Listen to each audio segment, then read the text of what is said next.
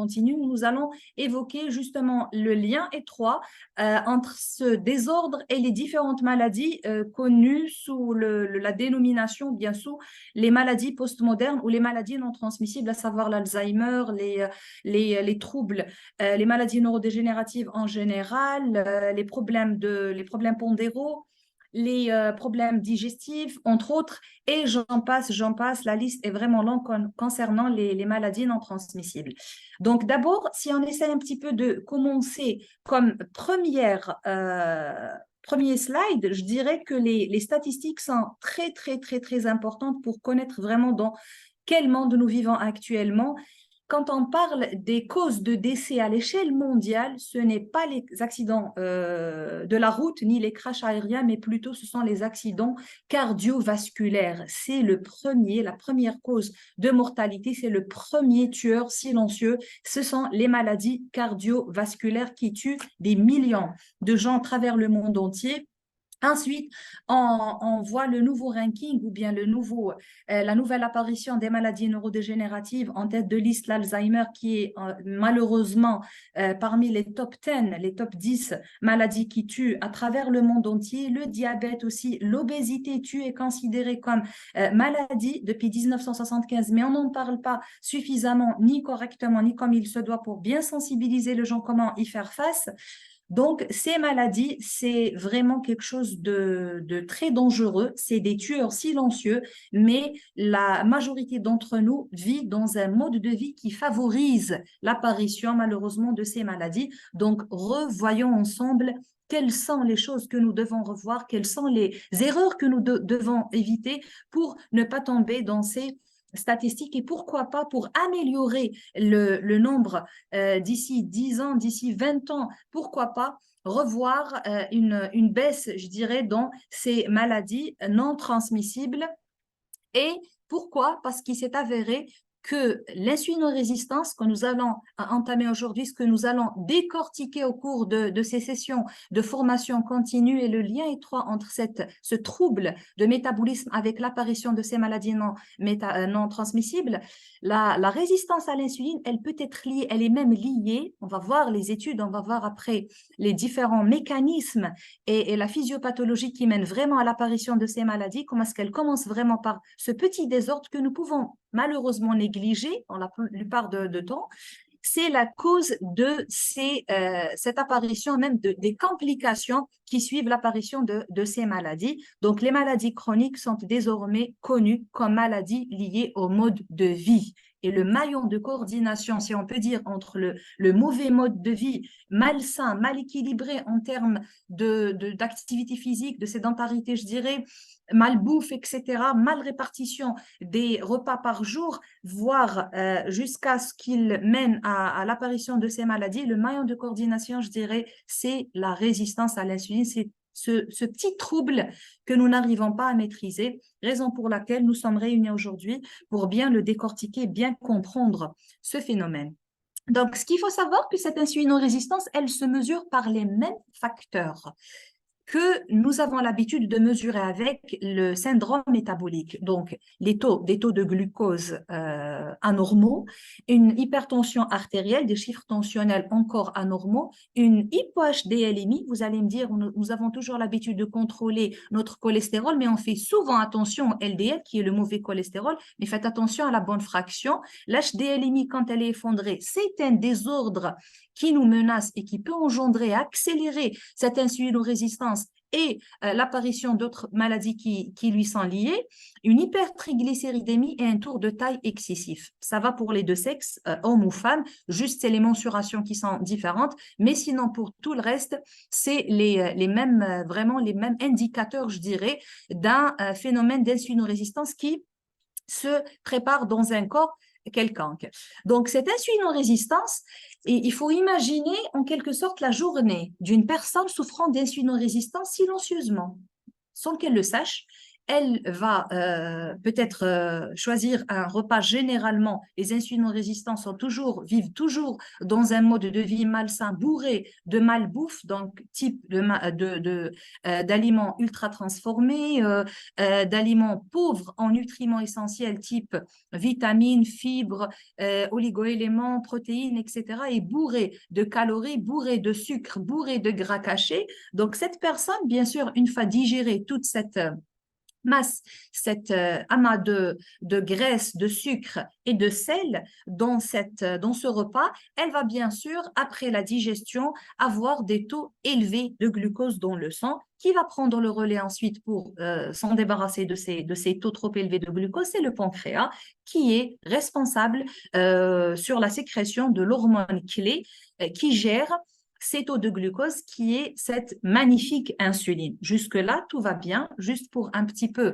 revoir les notions de base concernant la digestion et comment est-ce que cette insuline est normale jusqu'à ce qu'il y ait un taux anormal de glucose à ce moment-là, suite à un mode de vie malsain, comme je viens de le citer, une malbouffe, à ce moment-là, le pancréas, il est obligé de sécréter une quantité anormale.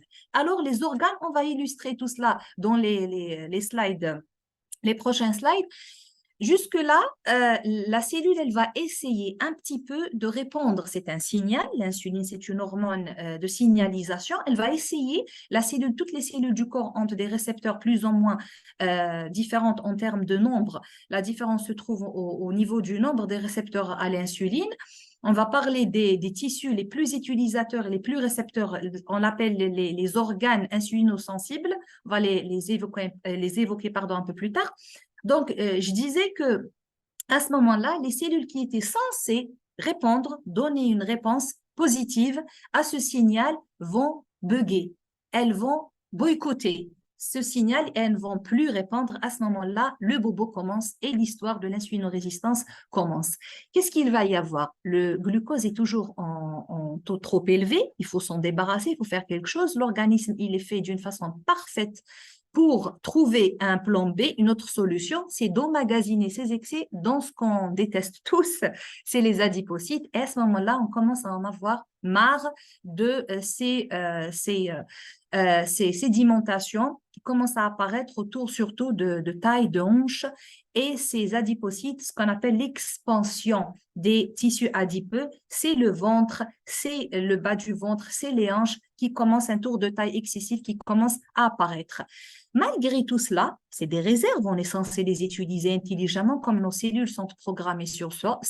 Malgré ça, mais nos cellules n'arrivent pas à piocher dans leurs réserves correctement. Et on a toujours une sensation de fatigue, de fringale, voire même pour les sucreries, pour les petites collations entre les repas principaux. Et c'est ça ce qui va faire encore travailler le pancréas à nouveau.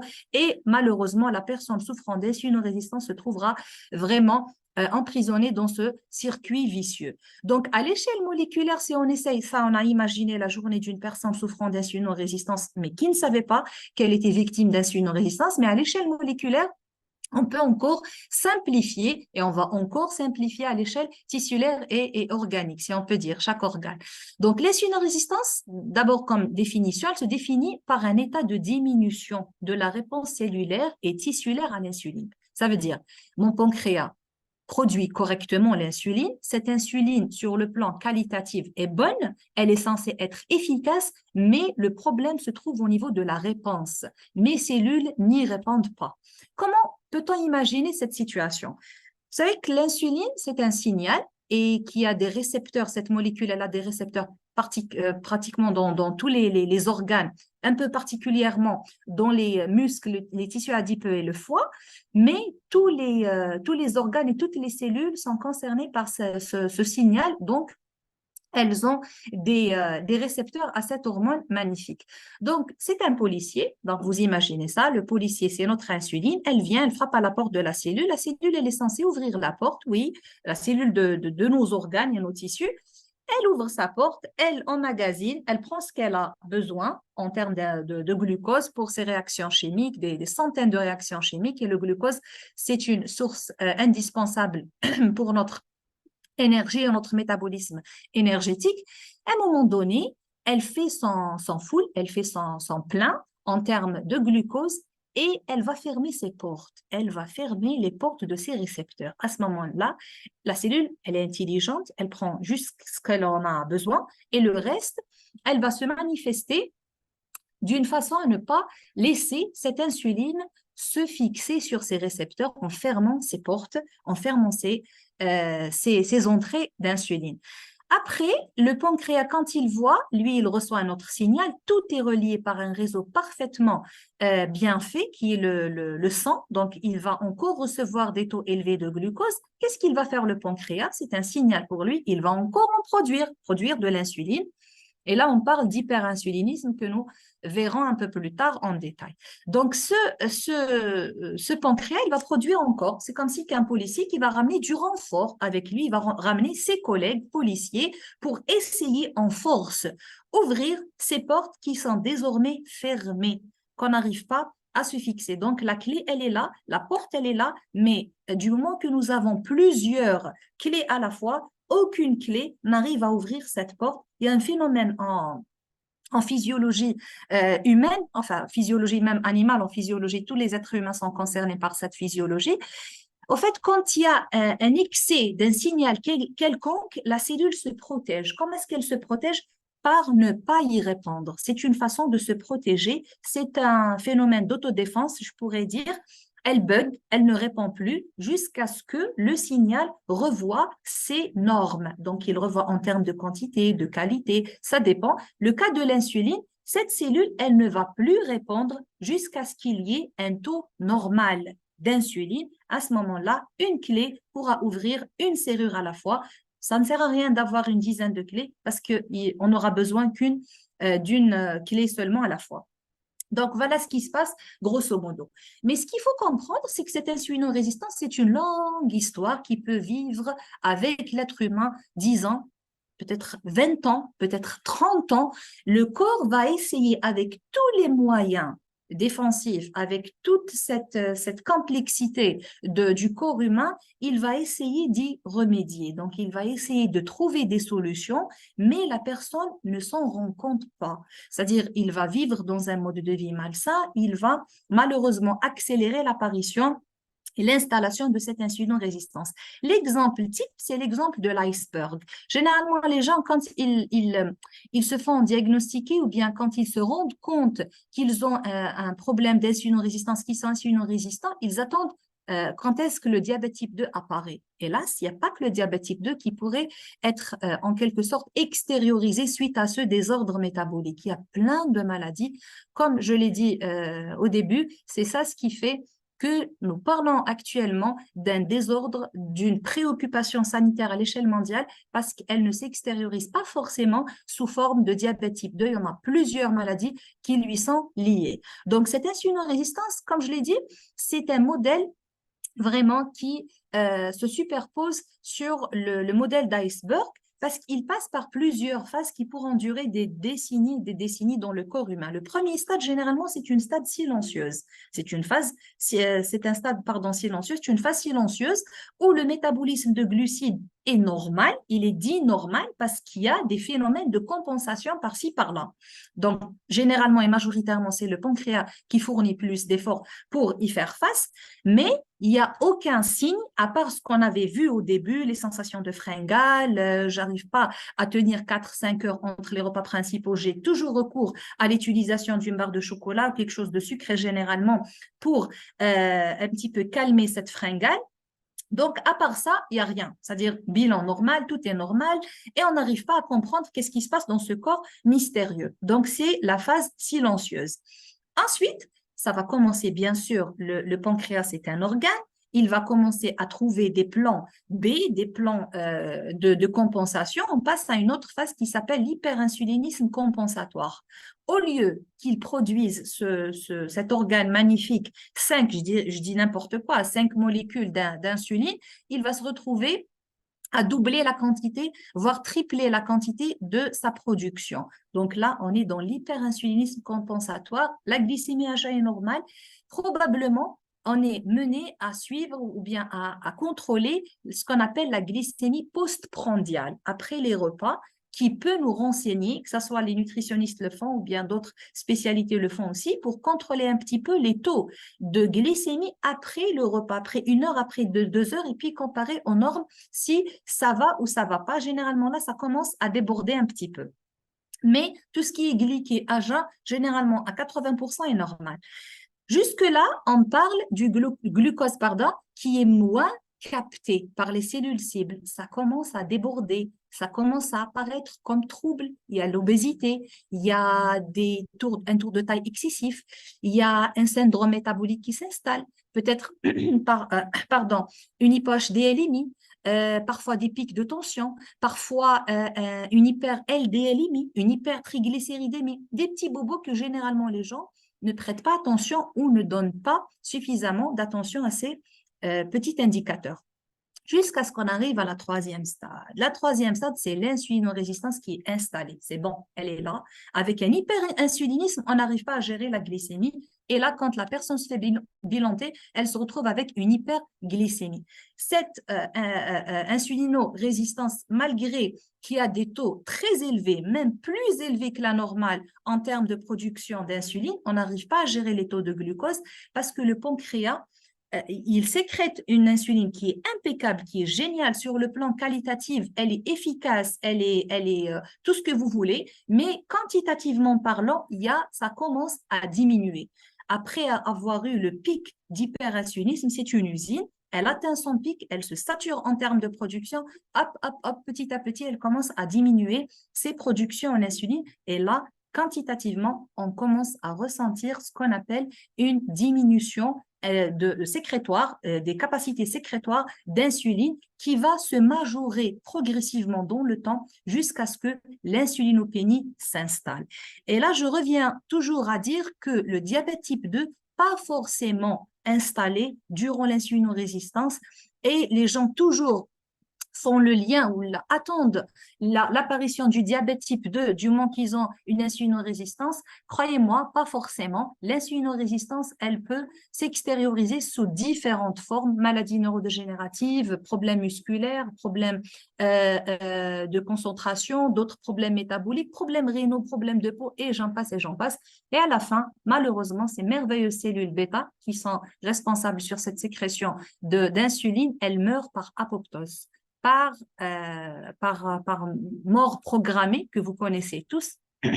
L'apoptose, elle est faite pour un petit peu soulager cette cellule qui n'a plus rien à donner. Elle a vieilli, même précocement peut-être. Elle a vieilli, elle n'a plus rien à donner. Et malheureusement, à ce moment-là, il n'y en a plus d'insuline. Vraiment, c'est ce qu'on appelle l'insulinopénie. Donc, zéro insuline, zéro production d'insuline. On a même recours à l'utilisation, à la substitution de l'insuline endogène sécrétée par le pancréas avec d'autres insulines artificielles. Et ça commence encore une nouvelle histoire et une nouvelle souffrance. Regardez comment est-ce que c'est complexe, mais regardez comment est-ce que c'est possible d'y remédier. La majorité de gens pensent que l'insulinorésistance, c'est un phénomène irréversible. Mais bien, ben non. Non, et je dirais, c'est-à-dire un grand non. L'insulinorésistance, c'est un phénomène, certes, qui peut se compliquer, mais ce n'est pas un phénomène irréversible, c'est un phénomène réversible. On pourrait recréer, on est programmé pour répondre à ce signal. Nos cellules sont programmées pour être sensibles à cette hormone. C'est notre mode de vie suite à tous les désordres qu'on vient de voir, qu'on vient d'élucider ensemble. C'est ça ce qui a fait que nos cellules ont bugué à un moment donné. Donc, il faut juste retourner au mode de vie sain, aux taux normaux d'insuline à travers des taux normaux de glucose qui pourront justement être garantis avec un mode de vie sain. Un poids normal, une activité physique, un mode de vie sain, introduire des fibres de qualité, de quantité, c'est-à-dire bien revoir sa ration en fibres, prioriser les protéines, une santé métabolique, une vie saine et équilibrée, dormir correctement, suffisamment, lutter contre le stress oxydatif, c'est dingue comment est-ce c'est le carburant comment est-ce qu'il accélère cette cascade réactionnelle jusqu'à ce qu'on, malheureusement, jusqu'à ce que l'insulinorésistance s'installe. Donc, il faut revoir son mode de vie, entre autres le stress et tous les facteurs engendrés dans ces phénomènes. Donc, ce qu'il faut encore comprendre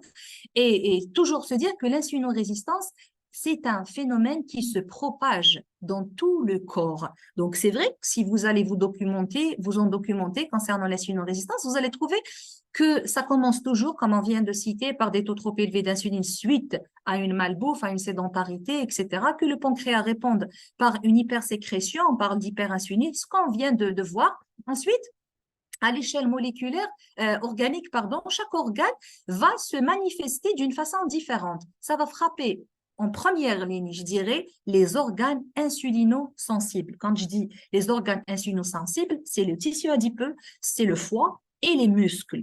Il y aura une diminution des effets de cette insuline sur les tissus insulinosensibles. Ils vont plus répondre. Par exemple, le tissu adipeux, quand il va un petit peu déglinguer, il va bugger suite à des taux trop élevés d'insuline, il va commencer à accélérer la lipolyse. C'est-à-dire la lipolyse, on va trouver des acides gras libres dans le sang, on va trouver des triglycérides, c'est les dyslipidémies qui commencent à s'installer. C'est pour ça qu'on s'est dit qu'il faut en parler maintenant. On connaît que l'insulinorésistance, c'est plus que le diabète type 2. Cette adipocytose, ce problème, cette lipolyse accélérée, accrue, anormale, elle peut engendrer des troubles cardiovasculaires, elle peut engendrer aussi des accidents cardiovasculaires parce qu'on a toujours des dyslipidémies qu'on n'arrive pas à gérer. Il suffisait juste de revoir cette réponse à l'insuline, si elle est normale ou pas. Il y a ensuite la façon un petit peu, de se riposter, je dirais, par rapport au foie, comment est-ce qu'il réagit à ce désordre. Par exemple, le foie, il va commencer à sécréter encore du glucose. Vous savez que le foie, il emmagasine sous forme de glycogène, c'est un sucre complexe, des taux élevés de glucose, et quand on gêne, il va commencer un petit peu à les casser, si on peut dire, les hydrolyser, donc les casser petit à petit et vous donner de l'énergie. Donc, vous imaginez, avec tous ces taux trop élevés de glucose, d'insuline, tous ces troubles, tout ce désordre, et le foie aussi, il se manifeste, il réagit à ces désordres en produisant encore davantage de glucose. À ce moment-là, c'est l'hyperproduction de glucose qui est engendrée par le foie, c'est elle qui est à la source d'hyperglycémie postprandiale après les repas. Comme j'ai cité tout à l'heure, après 1 heure, on revoit la glycémie, après 2 heures, du bol alimentaire, après la digestion des aliments qui fournissent le plus de glucose. Ensuite, il y a aussi les muscles. Les muscles, comment est-ce qu'ils vont réagir? Il va y avoir un trouble à la fois du transport de glucose dans ces muscles. Les muscles, c'est un organe qui utilise d'une façon incroyable le glucose, mais il n'arrive pas, malgré qu'il en a, même en quantité anormale, trop élevée, il n'arrive pas à l'utiliser parce qu'il réagit à un phénomène anormal qui est l'hyperinsulinisme. Donc, il va trouver du mal à l'utiliser, à l'oxyder, à l'utiliser comme source d'énergie. Et imaginez-vous si la personne est sédentaire. Donc, on arrive toujours à trouver des solutions quand la personne fait de l'activité physique régulière, bien sûr une activité adaptée, chacun son cas. On respecte toujours les gens qui font face à des situations médicales particulières. Donc, l'activité physique, elle va nous permettre d'utiliser cet excès de sucre. Imaginez une personne qui est déjà sédentaire, sans activité physique. Donc, trouble du transport, trouble d'utilisation du glucose et un excès de glucose, encore, ça va faire des catastrophes au niveau musculaire. Jusqu'à ce qu'on arrive à une phase appelée l'hypotoxicité et glucotoxicité. Des taux trop élevés de triglycérides, de cholestérol, des taux trop élevés de glucose qui vont nuire à tout l'organisme. C'est tous les organes qui seront malheureusement victimes de ce tsunami. On parle des maladies neurodégénératives, on parle des problèmes rénaux, on parle des problèmes de peau, on parle des problèmes digestifs, des problèmes musculaires, et j'en passe, voire même la fertilité sera frappée très fort. Donc là, encore une fois, je ne le redirai jamais assez, l'insulinorésistance va bien au-delà du diabète type 2. Rappelez-vous que l'insulinorésistance, c'est en quelque sorte le point de départ de toutes les maladies postmoderne, Alzheimer, maladie neurodégénérative, la goutte, diabète type 2, certes, entre autres, hypertension artérielle, stéatose hépatique, tous les problèmes du foie, les problèmes de dysfonctionnement érectile chez l'homme, les ovaires polykystiques chez la femme, les migraines, les problèmes cardiovasculaires, et j'en passe, et j'en passe, et j'en passe.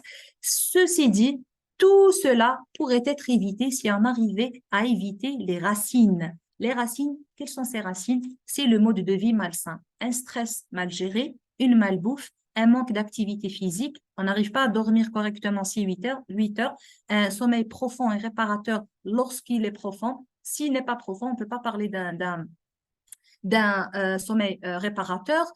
Les aliments ultra transformés, les ennemis cachés, comme j'aime bien les nommer, le sucre, le gras, le sel, se trouvent généralement tous les trois dans les aliments ultra transformés. Donc, finalement, le sucre en premier lieu, finalement, tout ça pourrait être évité. Encore une fois, l'insulinorésistance est réversible. Heureusement d'ailleurs qu'elle est réversible. Comment peut-on un petit peu renverser cette balance? C'est en revoyant ensemble notre mode de vie. Donc, heureusement qu'il y a quelques signes qui pourront alerter. J'aimerais bien les partager avec vous. Encore une fois, surtout pour les personnes qui nous rejoignent pour la première fois.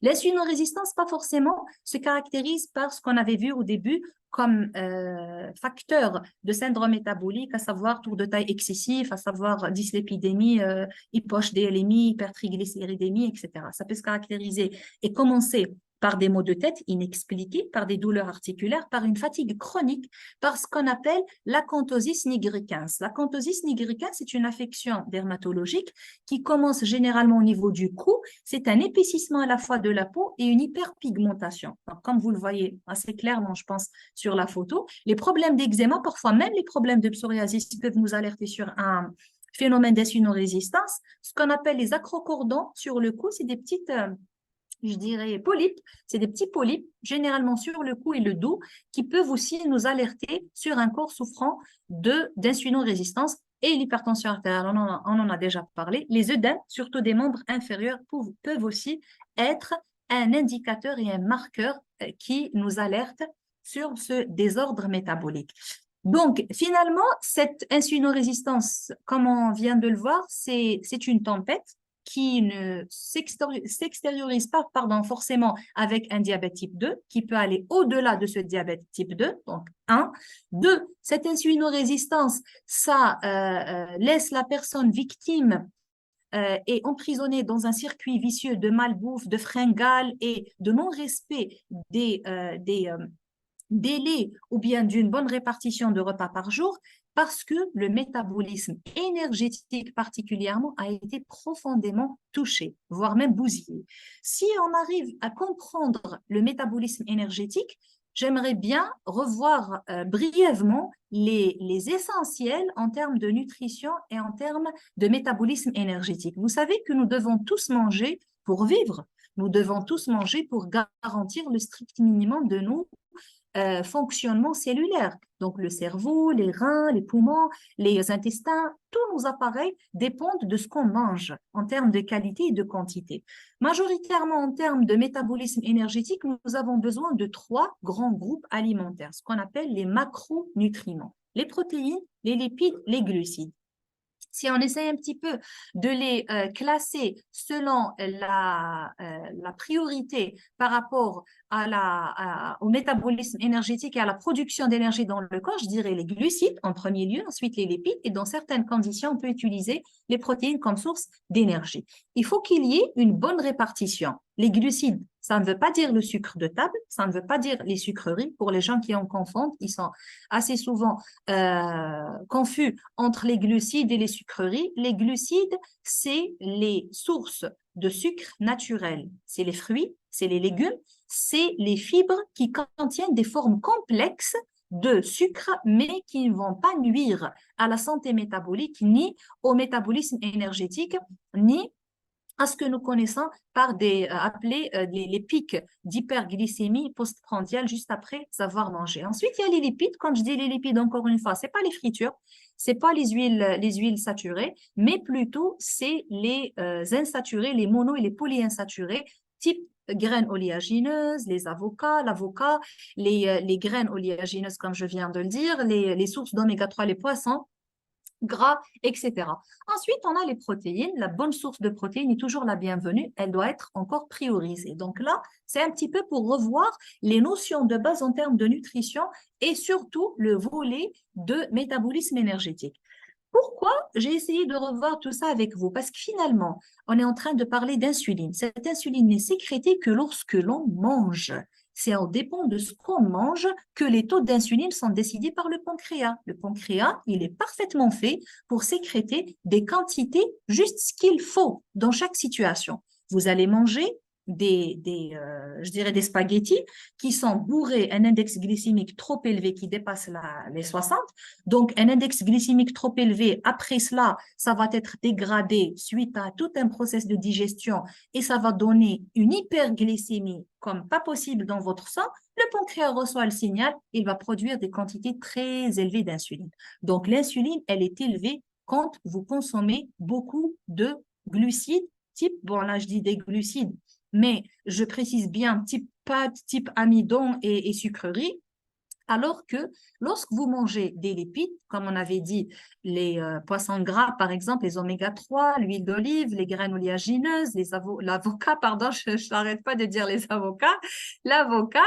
Donc, les lipides vont au contraire vous fournir de l'énergie, mais sans qu'il y ait une stimulation de ce pancréas. Il ne sera pas stimulé ni en train de produire des taux élevés d'insuline. Donc, c'est là ce qui a fait un petit peu penser la recherche et pencher la recherche scientifique vers les quantités et la qualité du bol alimentaire. Si on arrive à garder un juste milieu en termes de glucides et de renforcer notre alimentation avec des fibres qui pourront alléger les index glycémiques et qui pourront donner un signal plus ou moins normal au pancréas, on va avoir des quantités juste ce qu'il faut en insuline. Donc, revenir à la norme, encore, il est facile à travers un mode de vie sain, entre autres l'alimentation, bien sûr, sans oublier le reste des facteurs type sommeil, etc., activité physique. Donc là, les lipides aussi, on pourrait penser aux lipides en postprandial, les périodes entre les deux repas, le premier repas du jour et le deuxième repas, il y a des personnes qui n'arrivent pas à jeûner même pas 4-5 heures.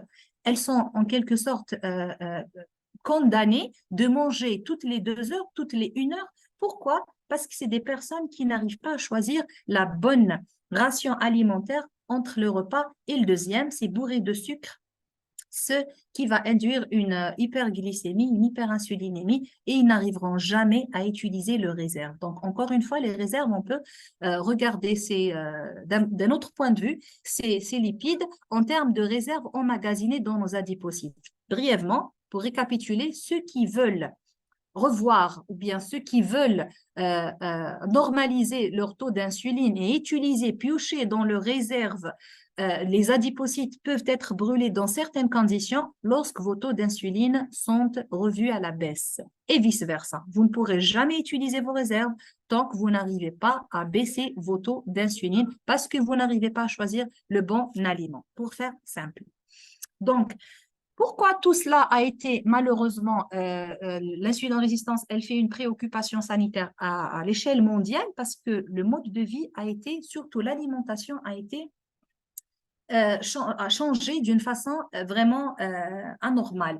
La consommation, par exemple, de fibres, les aliments riches en fibres, on remarque qu'il y a une baisse vraiment constante et des quantités malheureusement très minimes en termes de fibres dans notre ration alimentaire. Mais pire que ça, cette ration alimentaire qui était censée être riche en fibres, elle a été substituée par des aliments faciles à consommer, type conserve, type fast-food, etc., ce qui va engendrer encore un appauvrissement en termes de nutriments, donc des carences en vitamines, des carences en oligo-éléments, qui va encore engendrer des répercussions graves sur la santé et surtout sur ce trouble métabolique qui est l'insulinorésistance. Donc, pourquoi on répète à chaque fois l'effet des fibres, l'importance des fibres? Parce que finalement, la fibre, c'est au-delà de la santé intestinale. La fibre, c'est pas uniquement pour les colopathes, pour ceux qui veulent garantir un meilleur transit, une régularité du transit. Non, la fibre maintenant, c'est le centre de 70% des défenses immunitaires suite à un microbiote sain qui ne sera nourri que par votre alimentation à travers un bon choix de fibres. Les taux de glycémie, les taux de cholestérol, le poids, il sera aussi géré grâce à un apport en fibres en continu de bonne quantité et de bonne qualité.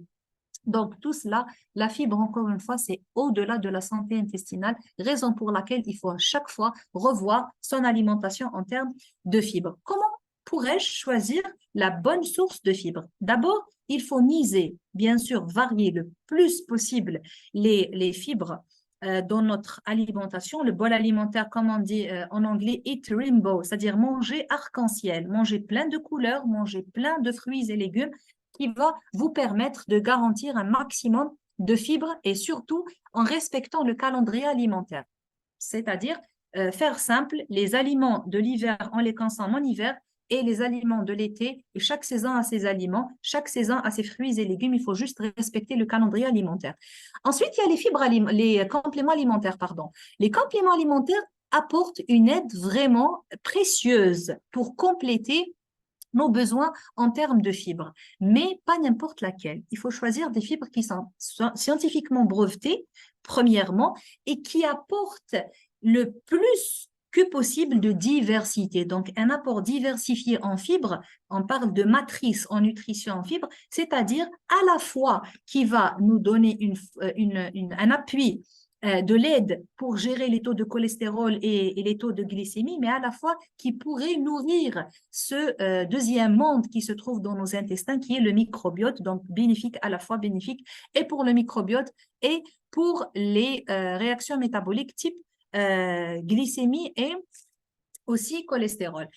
D'où vient le fil-grit? Donc, le fil-grit, c'est un fruit de longue recherche d'un laboratoire appelé Unicity. Unicity Science, c'est un grand laboratoire qui a fait ses preuves en termes de santé métabolique. C'est un leader mondial en santé métabolique qui ne cesse de trouver des solutions efficaces, mais des solutions à jour, c'est-à-dire qui s'adaptent aux besoins actuels, modernes, suite à une vie moderne totalement différente de nos ancêtres. Donc, je dirais que le fil-grit, c'est le dernier fruit, c'est l'innovation la toute récente. C'est des produits que nous allons comprendre maintenant pourquoi est-ce qu'il y a eu cette combinaison entre ces deux produits avec une pratique simple. Mais avant d'entamer cela, j'aimerais un petit peu faire comprendre que le fil grid, ce n'est pas un régime. Donc, quand vous allez entamer le fil grid, quand on dit l'insulinorésistance, elle est réversible, il faut revoir le mode de vie, pas mal d'entre nous se demandent, maintenant je suis conscient, j'en suis conscient et je veux changer mon mode de vie. Que dois-je faire? Que dois-je faire? C'est vaste. Il y a des gens qui vont commencer à faire de l'activité physique, c'est excellent. À revoir leur rythme circadien, c'est-à-dire dormir correctement et suffisamment, c'est excellent aussi.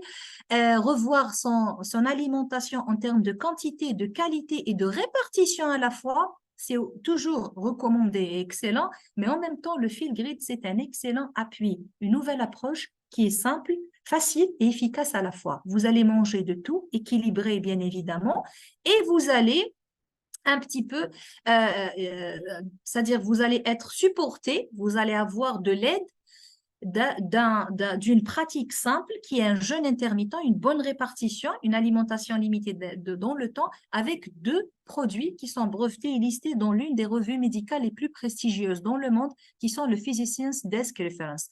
Pour les gens qui entendent pour la première fois le PDR, c'est quoi ce PDR? C'est un acronyme, c'est une abréviation qui veut dire en anglais Prescribers Digital Reference, ou autrement dit Physicians Desk Reference. C'est une revue, comme j'ai dit, médicale, très prestigieuse. Vous pouvez vous en documenter pour les nouveaux. Elle est consultée par des millions de fois par des dizaines de professionnels de la santé. Elle a été remise à près de 500 000 médecins et pharmaciens chefs à travers les États-Unis. 90% des professionnels de la santé considèrent cet ouvrage de référence comme leur principale source d'information fiable. Ils estiment que le PDR les aide à quoi? À donner des conseils pertinents, adaptés à leurs patients afin de les guider vers les bons produits, afin de les prendre en charge correctement, suffisamment, selon les exigences de la vie moderne qui a totalement bouleverser le monde entier. Grâce donc à notre priorité basée sur la recherche, comme je viens de dire, Unicity, c'est un leader dans la recherche clinique et scientifique.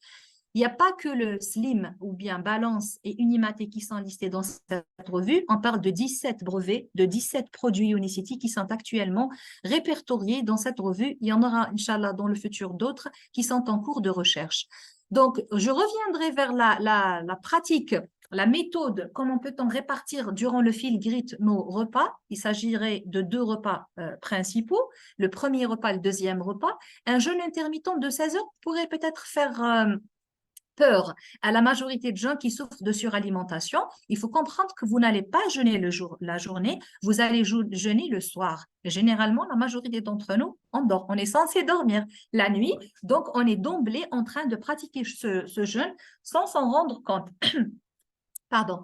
Donc, les recherches montrent que choisir et de contrôler les moments, bien répartir les repas dans la journée est d'une importance cruciale, voire même primordiale, non pas seulement la composition du plat ou bien du bol alimentaire qui est importante, même la répartition est d'une importance primordiale. Pour gérer des taux de glucose, des taux de cholestérol sain, pour une meilleure tension artérielle, en chiffres je veux dire, pour une meilleure santé cardiovasculaire qui va systématiquement suivre, quand on dit des chiffres tensionnels normaux, avec un taux sain de cholestérol, donc c'est une meilleure prévention en termes de santé cardiovasculaire, une meilleure gestion du poids, et cela a été prouvé scientifiquement que le jeûne va nous aider non seulement pour un petit peu freiner le processus de stress oxydatif qui engendre un vieillissement précoce de toutes les cellules, qui dit vieillissement précoce des cellules, les cellules pancréatiques vieillissent, hépatiques vieillissent, osseuses vieillissent.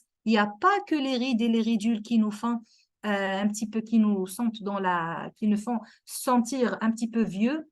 Et dans la gène, il faut se dire que le vieillissement frappe fort et touche toutes les cellules. Donc, lutter contre le vieillissement grâce au jeûne intermittent a été prouvé scientifiquement.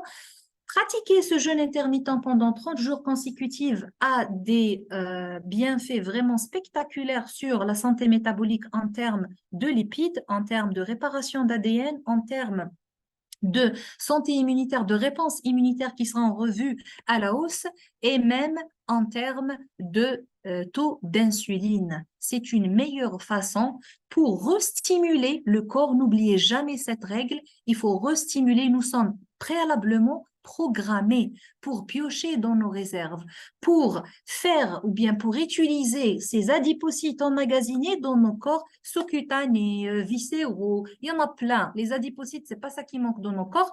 On est censé les utiliser entre les repas. D'ailleurs, la preuve, les gens qui pratiquent le jeûne religieux ou bien le jeûne intermittent, c'est-à-dire jeûne santé sur le plan santé, on ne va pas mourir. Si on va jeûner 16 heures, si on va jeûner 10 heures, donc on va sentir, c'est vrai, les premiers temps un petit peu dans la gêne, un petit creux, mais après on va s'y habituer. Et justement, parce que le corps, il s'est habitué à revoir ses réserves comme source d'énergie et à vraiment piocher dans ses réserves intelligemment comme il se doit. Donc, c'est une meilleure façon pour gérer son poids d'une façon saine et sans répercussions négatives sur la santé globale.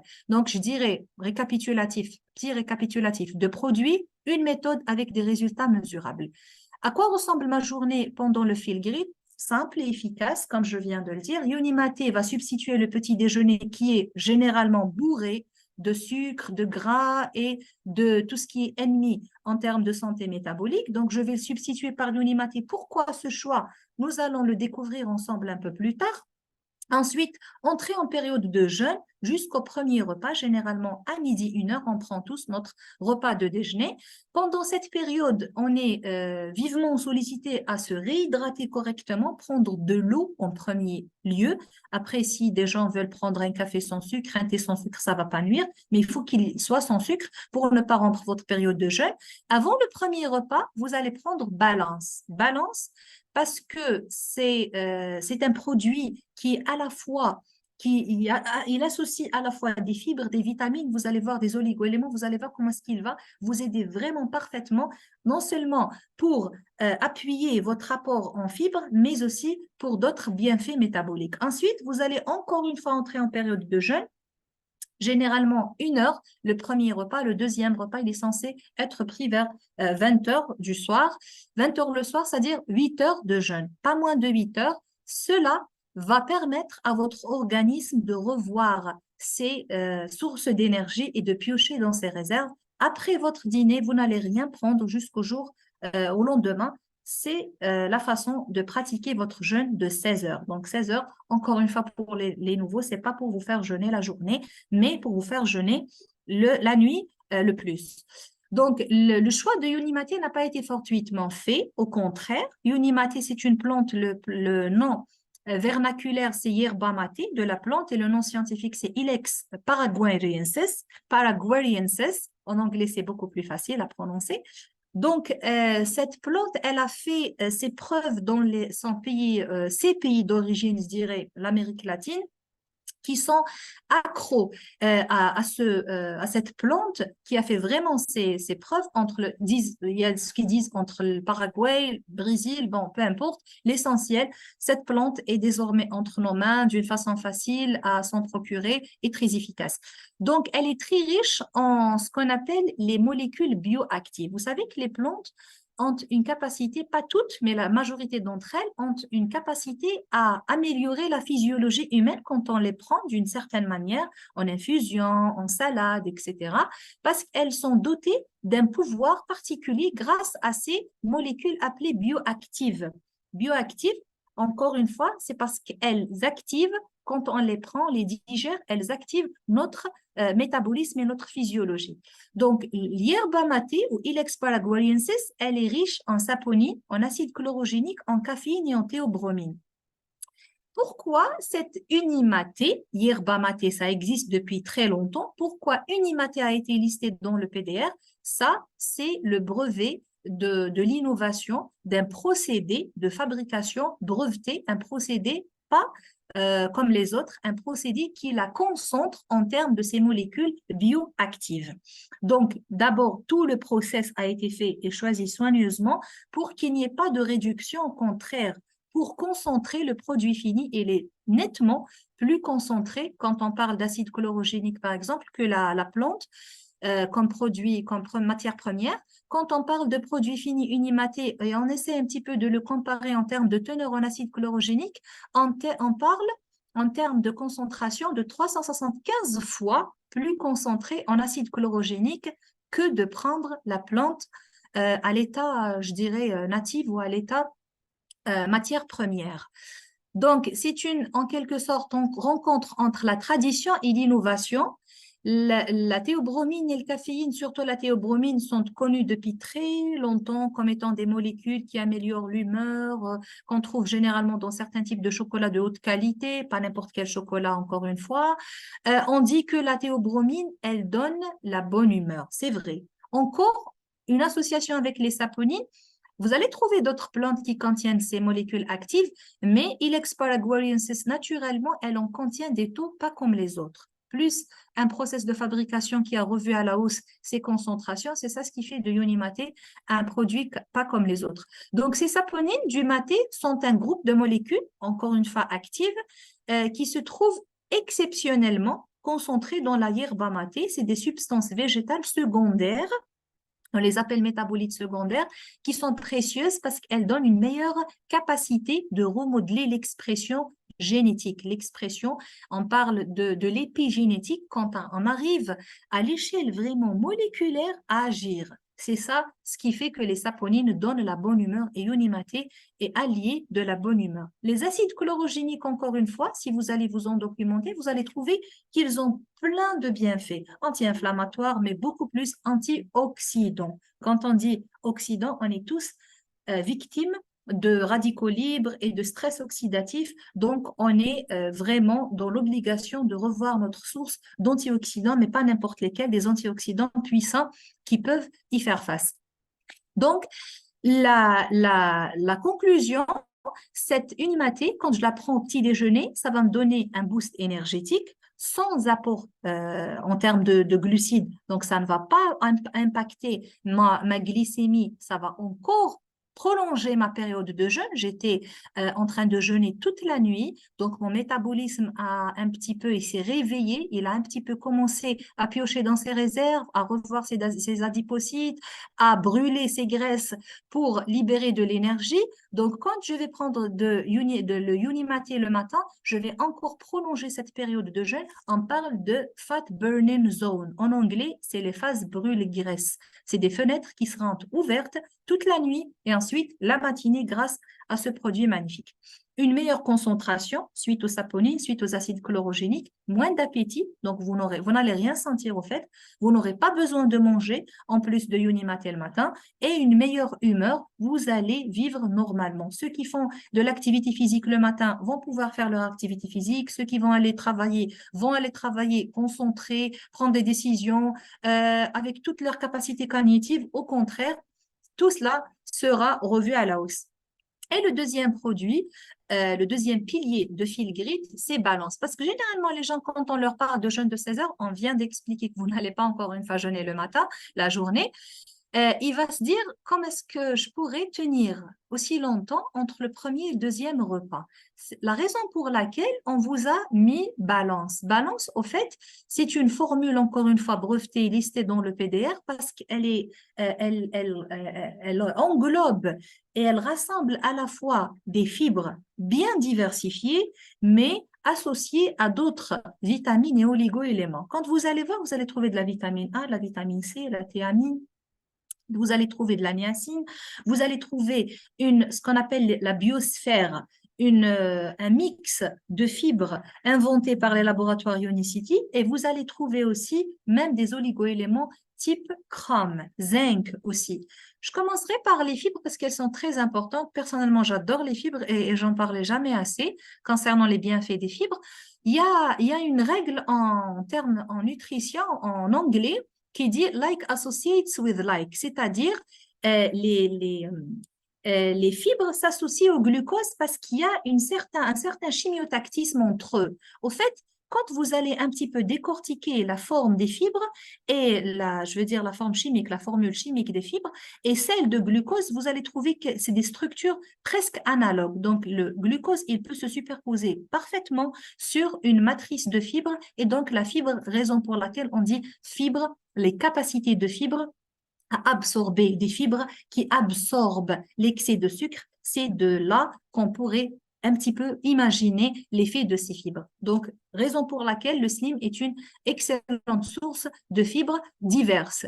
En même temps, c'est une formule unique parce qu'elle a été, comme je viens de le dire, elle a été associée à d'autres ingrédients clés, type antioxydants, vitamine A, vitamine C, vitamine E. Les vitamines B sont très importantes pour le métabolisme énergétique. C'est en quelque sorte le carburant de nos mitochondries. Les mitochondries, c'est un petit organite qui est censé nous libérer de l'énergie suite à une cascade réactionnelle dans nos cellules. Il est encore renforcé avec du chrome. Le chrome lui-même, il se vend séparément comme complément alimentaire. Vous pouvez le trouver dans les marchés mondiaux comme complément alimentaire pour gérer les taux de glycémie, pour donner une meilleure réponse à l'insuline. C'est vrai, c'est pas faux. Donc, il est déjà inclus dans cette formule unique. Du polyconazole, des phytostérols. Les phytostérols, quand vous imaginez un petit peu leur action, c'est encore une fois une forme chimique, une structure, pardon, chimique qui est proche de celle du cholestérol. On les retrouve généralement dans les graines oléagineuses, dans quelques plantes qui ont la capacité de fixer le cholestérol. Pourquoi? Pour empêcher l'assimilation dans nos intestins, pour empêcher l'assimilation de ce cholestérol. Au contraire, il sera évacué du corps et à travers le transit, bien sûr, et il sera empêché de franchir la barrière intestinale.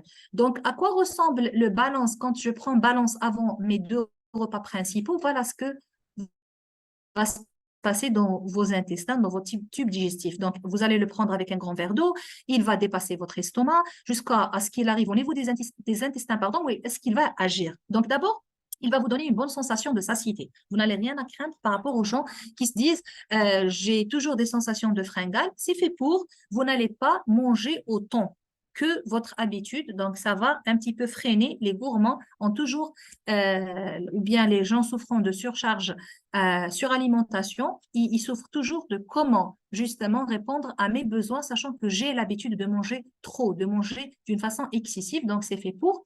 Ces fibres, donc, elles forment une matrice gélatineuse qui va nous empêcher de manger des quantités énormes. Ce gel aussi va ralentir l'absorption des glucides, comme on vient de voir par l'effet des fibres, mais aussi du cholestérol grâce au phytostérol qui vont inhiber en partie, bien sûr, sa réabsorption au niveau intestinal.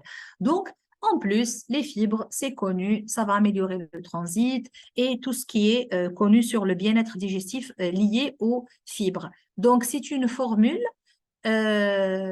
qui est caractérisée par une association, ce qu'on appelle les biosphères de fibres, un mix de fibres, mais pas fibres seulement, il y a même des vitamines et des oligoéléments. C'est une matrice, comme on vient de le dire, c'est une matrice. Il contient aussi des vitamines et des minéraux, comme on vient de voir, la gamme d'antioxydants, la vitamine A, C, E, un complexe de vitamine B, du chrome et du zinc aussi. Le zinc, en fait, c'est pas uniquement pour la santé immunitaire. Le zinc est primordial il rentre dans plein de réactions comme médiateur et cofacteur dans des réactions chimiques dans notre corps, entre autres la synthèse du suc digestif et des enzymes digestives qui sont très importantes pour une meilleure digestion. Donc, ce qui était connu comme trouble de métabolisme énergétique, la personne, elle était victime d'un petit déjeuner riche en sucre, riche en produits, je dirais, transformés, type croissant, sucrerie, gâteau, tout ce qui s'ensuit, qui va engendrer une hyperglycémie suivie par une hyperinsulinémie, bien évidemment, comme on vient de voir, on a vu préalablement. Ensuite, hop, des chutes de glycémie. Ensuite, l'insuline, elle reste toujours avec des taux très élevés, mais les fluctuations de glycémie, c'est ça ce qui fait que les personnes ne pourront jamais s'abstenir de manger. Et encore, elles seront, comme on vient de voir, prisonnières de malbouffe et de produits généralement sucrés. Par contre, une fois adopté l'approche de balance, c'est tout à fait différent. D'abord, il y a les pics, regardez, ça n'a rien à voir. Il y a une concordance entre les taux de glycémie et entre les sécrétions d'insuline, chose qui est très normale. Un signal normal induit à une réponse normale, pancréatique. Et en même temps, un espacement. Les pics sont plus larges que hauts. Ça veut dire que la digestion, elle est plus lente parce que j'ai donné le temps à mon système et tube digestif de digérer le bol alimentaire correctement comme il se doit grâce aux fibres qu'on trouve dans le BioSlife Slim ou bien le Balance, ça dépend des produits, ça dépend des disponibilités sur chaque marché. Donc, c'est ça ce qui a fait le Balance, on avait dit qu'il a été breveté. Donc, les études cliniques avaient démontré que le groupe de personnes, c'était une étude faite avec l'Université de Sydney, le groupe de personnes qui avaient pris, juste à titre de témoin, ils en avaient pris du glucose et même du pain blanc. Donc, après digestion, c'est des taux très élevés de glycémie, machin, tout ce qu'on vient de voir en fait. Après avoir eu l'expérience avec Balance, ça n'a rien à voir vraiment. Regardez la réduction du pic d'abord en hauteur et l'élargissement du pic. C'est-à-dire, tout ça en termes, c'est-à-dire simple, nous allons obtenir une réponse plus faible et plus lente. Plus faible en termes d'insuline. Donc là, je commence à rétablir mes taux sains d'insuline. La cellule, quand elle reçoit 2 insulines à la fois, c'est pas comme elle reçoit 20 molécules d'insuline à la fois, donc elle va ouvrir sa porte, elle va le laisser entrer, faire son travail et stocker le glucose qu'il apporte avec lui le plus normalement au monde. Donc, une glycémie saine suite à une digestion saine, une insulinémie saine, donc je commence un petit peu à renverser cette insulinorésistance vers une insulinosensibilité comme on était programmé tous à la base. Donc, voilà les études faites en collaboration entre Unicity, Laboratoire Unicity et l'Université de Sydney. Voici, j'ai un petit peu anticipé tout à l'heure le slide précédent. Donc, voici comment est-ce que nous avons vraiment eu la chance de réduire les pics de glycémie, mais pas que ça, réduire même la production d'insuline et donc donner une meilleure chance pour renverser, comme on vient de dire, les taux d'insuline. Donc, balance avant les repas va me permettre de réduire les effets des glucides sur la glycémie. On vient de voir le phénomène de fibres, comment est-ce qu'elles pourront piéger et absorber l'excès de sucre. Nous vous invitons pas, bien sûr, à manger n'importe quoi ou à tricher, entre autres, mais une alimentation saine et équilibrée a toujours son mot à dire pendant le fil grit. Taux de cholestérol sain, sensation de satiété entre les repas qui va me permettre d'appliquer mon jeûne intermittent en toute sécurité, c'est-à-dire ça sera vraiment facile à moi, en toute facilité, ça va faciliter la tâche, et un apport en vitamines et en minéraux importants type zinc et chrome. Du coup, se sentir bien, se sentir en forme, c'est vraiment très, très simple. Il ne faut pas se compliquer la vie, il ne faut pas se compliquer les idées, il faut faire simple et bien sûr efficace. Le fil grit, en fonction de mes objectifs, peut m'aider pour la meilleure gestion du poids, pour me donner de l'énergie tout au long de la journée, me sentir en bonne humeur, pour revoir un métabolisme particulièrement sain, un métabolisme énergétique sain, maintenir des niveaux sains de glycémie, d'insuline, de cholestérol, de tension artérielle aussi saine, mais aussi une meilleure santé digestive, un meilleur contrôle d'appétit pour les gens souffrant de suralimentation. Donc, c'était en quelque sorte une première intro. On va se revoir dans d'autres thématiques où nous allons bien comprendre au fait le lien étroit entre ce désordre métabolique qui peut engendrer au fait et qui peut être extériorisé sous forme de différentes maladies, type maladies neurodégénératives, tout ce qu'on vient de voir. Quant à moi, il ne me reste qu'à vous souhaiter une excellente soirée. J'espère que toutes ces informations vous sont utiles et vous allez commencer vraiment à revoir votre mode de vie d'une façon saine, facile et équilibrée. Et je vous souhaite une excellente soirée. À bientôt. Waouh, merci beaucoup, merci, docteur Nassima. C'était Avec plus que précis, c'était formidable. J'ai encore appris, hein, comme ça tu sais, docteur Nassima. C'était un truc incroyable. Merci. Je passerai l'enregistrement. Il y a des personnes qui ont posé certaines questions, mais je crois qu'on va faire plusieurs formations avec toi. C'était sur la dépression et c'est ce qui peuvent diminuer les médicaments par rapport à la dépression. Je ne sais pas si tu peux donner un mot par rapport à ça, en une OK. minute. OK.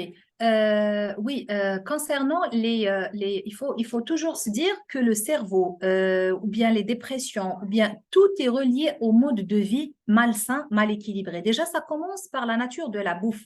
Ça commence par le manque d'activité physique. On n'arrive pas, il y a une charge émotionnelle généralement. Il y a des troubles qu'on n'arrive pas à surmonter. Il y a un troisième axe très, très, très important, c'est le microbiote. Donc, il faut travailler sur ces trois axes. Le fil grit va nous aider dans ce sens-là. Donc, un microbiote sain parce qu'il est bien nourri, il est bien diversifié, parce qu'il a trouvé en quelque sorte les fibres qui lui sont primordiales pour qu'il puisse être diversifié le plus que possible et équilibré.